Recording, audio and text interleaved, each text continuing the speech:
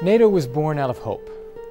The hope that future generations could avoid the horrors that devastated Europe in World War II. The hope that by joining together, democratic nations on both sides of the Atlantic could protect their freedom and create the space for a peaceful and prosperous future. NATO succeeded beyond its founders' greatest dreams, but the road has been and remains longer and harder than anyone could have imagined. At the heart of NATO is a simple pledge: we stand together. An attack on one will be met as an attack on all, and that pledge turned the tide of history. Launched by 12 nations, NATO is growing to 28 members today. From Vancouver to Vilnius, from the Arctic to the Aegean, nearly 1 billion people are free, safe, and increasingly prosperous because of NATO. Alongside this pledge is a shared philosophy: values matter. Freedom, democracy, human rights, the rule of law, economic opportunity, these universal values create healthy societies and lead to peace between nations. By protecting our nations, we protect our values. And by supporting others who share our values, NATO builds human security in a wider world and contributes to a safer global security environment. The Cold War is now a distant memory, but the threats to the security of our nations and the world remain. Terrorism, weapons proliferation, failed states, cyber attacks, energy challenges, and more. Because of these challenges, European and American leaders have time and again turned to NATO to provide solutions, and NATO has come through. In the process, NATO has transformed from a static military alliance in the Cold War years to a global crisis manager and partner for nations worldwide. Today, NATO conducts a wide range of operations, from Afghanistan to Kosovo, from humanitarian relief to training and peacekeeping. NATO is building global partnerships from the Mediterranean and Persian Gulf to Central Asia and Australia. NATO's biggest challenge is Afghanistan. NATO is helping the people of Afghanistan build a stronger, safer society after decades of brutal war and repression, while preventing that country from again becoming a base for attacks against Europe and America. Violent extremists still seek to impose a repressive regime on the people of Afghanistan. We've seen girls sprayed with acid to deter them from attending school, and they refuse to be deterred. We've seen random suicide bombings and beheadings in an effort to terrorize the population.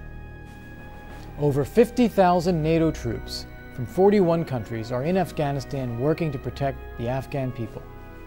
This year, Afghanistan will hold national elections for only the second time in its history, and NATO is providing security for those elections. Inevitably, when fighting a lawless enemy in a vast country, civilian casualties do occur. NATO has given strict guidance to its forces to do as much as possible to avoid civilian casualties.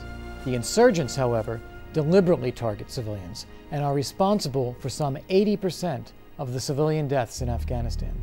With NATO's help, Afghanistan is indeed making progress. We're building a solid infrastructure where none existed before, paved roads, administrative buildings, hospitals, and schools.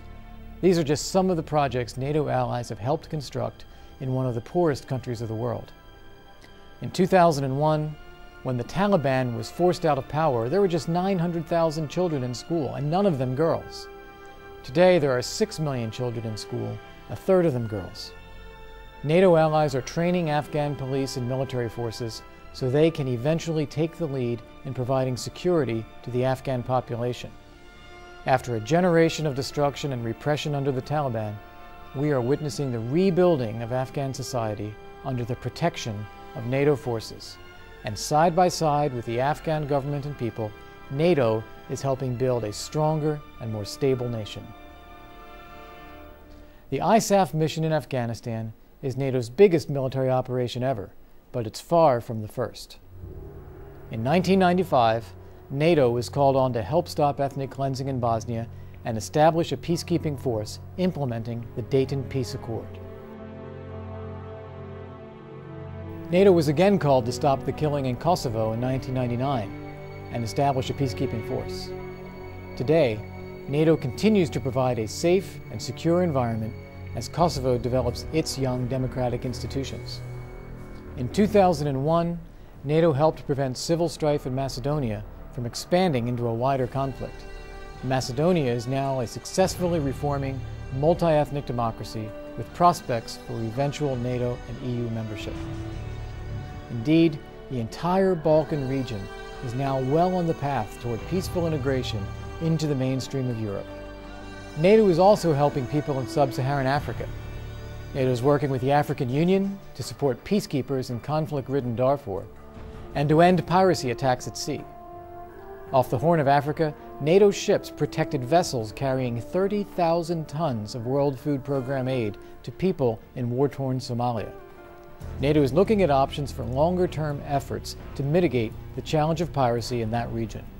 NATO's counter-piracy operation sends a clear and unequivocal message to terrorists at sea that we are ready to stand up for the security of shipping and humanitarian relief off the coast of Africa. NATO's counter-piracy activities follow on several years of experience in the Mediterranean, conducting monitoring and surveillance to avert terrorist attacks. Since 2001, NATO forces in Operation Active Endeavour have monitored more than 75,000 vessels and boarded some 100 suspect ships. Through this effort, NATO is helping ensure that the tools of terrorists don't end up on European shores. In North Africa and the Middle East, NATO is building partnerships through the Mediterranean Dialogue, working together with countries of strategic importance to increase practical cooperation on security issues that affect us all. In the Persian Gulf, the Istanbul Cooperation Initiative is a vehicle for promoting regional security and individualized partnerships with nations in the region. In Iraq, NATO is training middle and senior level security forces to help build the capacity of Iraqi authorities to provide long-term security at home. NATO has also been called upon to deliver humanitarian aid when other means have not been feasible. In 2005, NATO airlifted relief supplies to 80,000 people in Pakistan who were homeless after a major earthquake. Later that same year, Hurricane Katrina devastated the Gulf Coast of the United States, and NATO responded by helping to deliver food, equipment, and medical supplies. NATO remains a vital military alliance committed to the collective defense of its members. But in the new world of the 21st century, the security challenges we face are no longer limited to conventional military threats. NATO is learning how to deal with far more diverse and disparate security challenges, from terrorism and proliferation to the consequences of failed states, to cyber attacks, energy security, and maritime safety. As NATO enters its 7th decade, there is no other alliance or institution that can do what NATO does every day: protect our common future.